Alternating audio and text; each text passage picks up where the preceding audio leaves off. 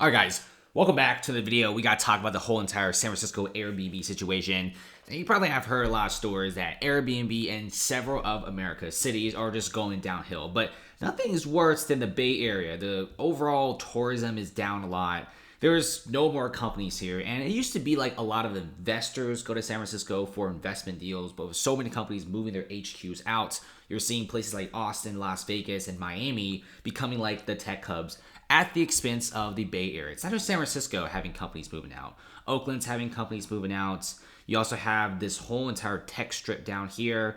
Also San Jose. And they're just moving out in massive droves. You got low real estate prices. There's 150,000 office workers no longer coming back to work.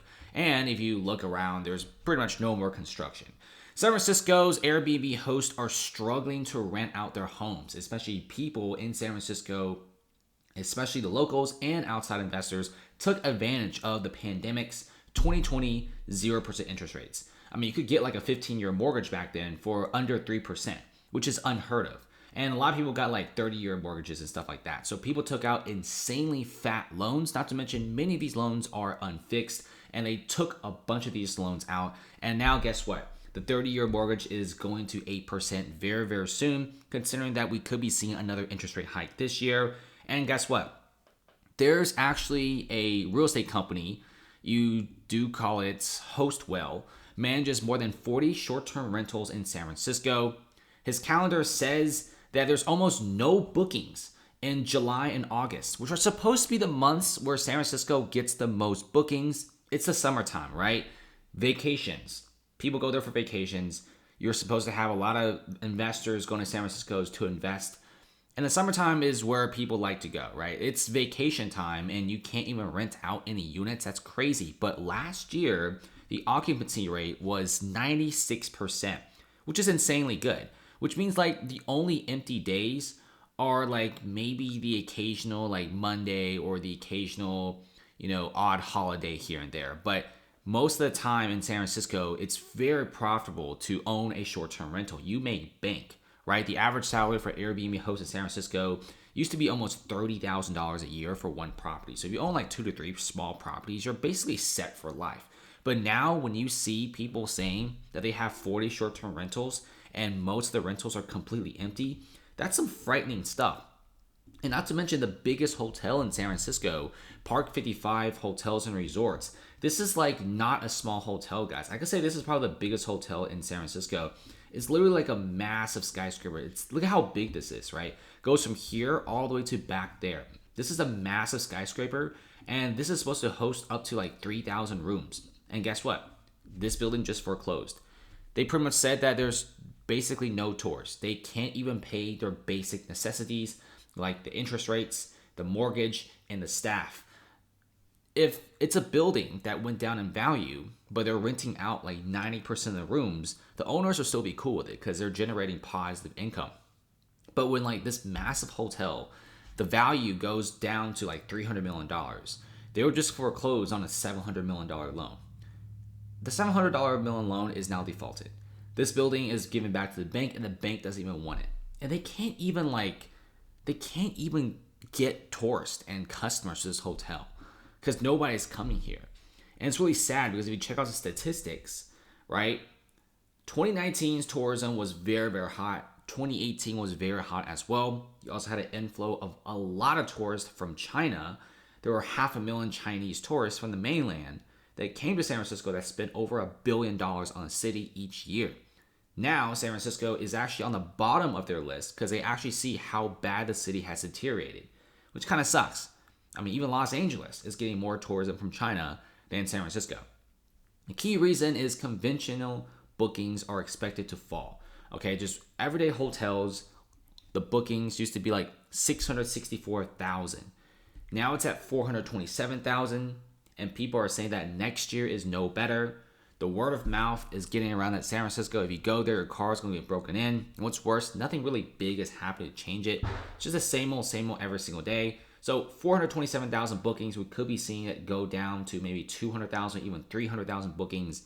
If you look at some of the tourist hotspots in San Francisco, like Fisherman's Wharf, North San Francisco, it's pretty empty. Like if you compare the footage of the walking tours on YouTube of Fisherman's Wharf from like 2016 to 2019 to 2023, it's a massive difference. Like the amount of foot traffic really decreased by like 70%.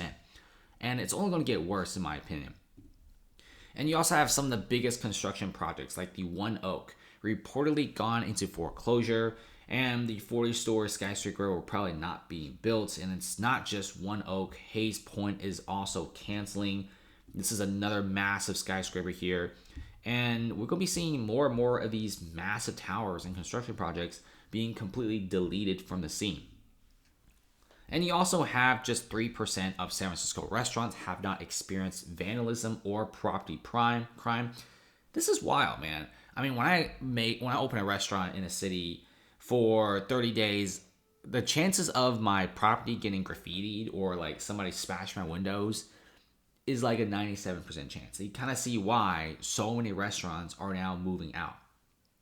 And 3% of San Francisco restaurants have not experienced vandalism in the past just 30 days. Not even a year, just 30 days. This is a lot of restaurants. This is why so many restaurants, right? If you go to like Nob Hill, the Civic Center, and especially the Mission, where all the good restaurants are in San Francisco, this hipster paradise, many of these restaurants and bars are closing. There's even like a article from eater.com which shows you all the restaurants being closed on one of the most popular streets on the Mission for restaurants, and restaurants are closing in waves and waves. And it's very hard as a restaurant owner to do anything, right? You can't really call the city because they won't do anything. 911 is slow. They can't really do anything. You also have a massive shortage of police officers in the city. Just not great stuff at all for San Francisco.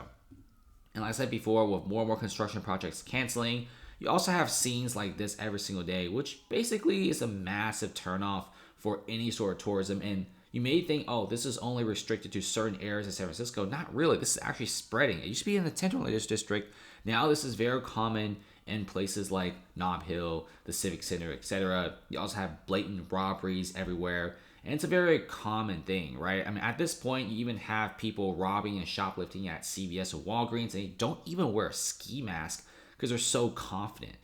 And this is going to happen more and more, right? And I guarantee you the luggage is from tourists. And the tourists are not happy to come out and see all their car windows being broken in. There's even videos of like whole entire streets of cars having their windows broken in. And some people are just breaking windows of cars for no reason, not even to rob stuff. But you also have a lot of people who are mentally ill and stuff, doing all sorts of things. And yes, San Francisco police is cracking out retail theft, but I think this is more like a one-trick pony. The chances of them really clean up the crime is going to be very, very difficult. But when you got like the Safeway being completely locked up for everything, everyday basic goods, is crazy. So many Walgreens and CVS's are closing. Whole Foods have closed. Old Navy is gone. And a bunch of tech companies are moving out. And it's not great, okay? San Francisco Airbnb host also took out massive loans at very, very high interest rates now. Not to mention, a lot of these guys only paid 5%, even 10% down. And yeah, you know, with rates this high, we're seeing foreclosures off the roof.